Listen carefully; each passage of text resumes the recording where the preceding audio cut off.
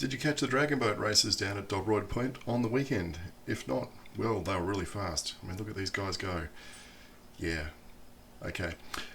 Richard Murden Reserve, the green carpet has now been laid out for a new section of detour. This has just been put down today, and the reason the green carpet's there is because this fence is in place.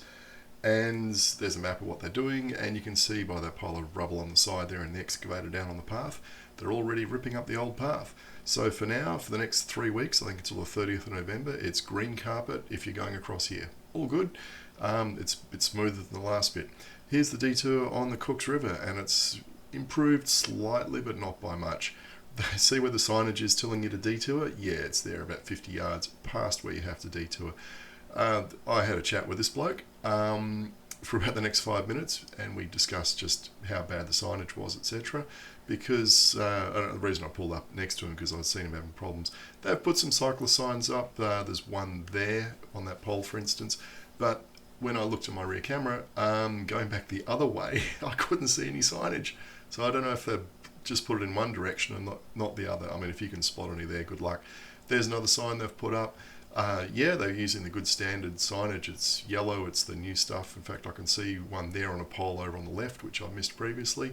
And there's one on the right, but you know, they're fairly small and not easy to see. This is Cabaret. They're really serious about keeping speeds down to 10 kilometres an hour. I hope you can hear me over this.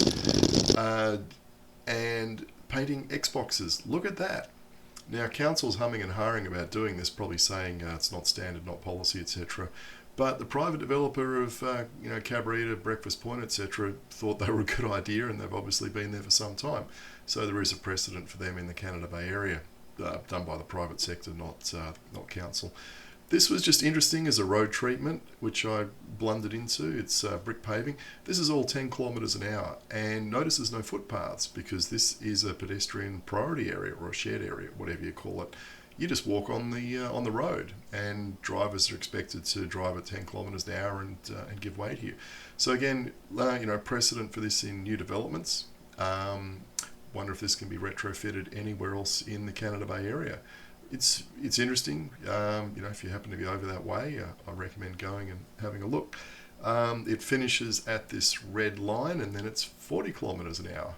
So, they're already doing traffic calming, speed limiting, pedestrian priority, all that kind of good stuff over there in these new developments.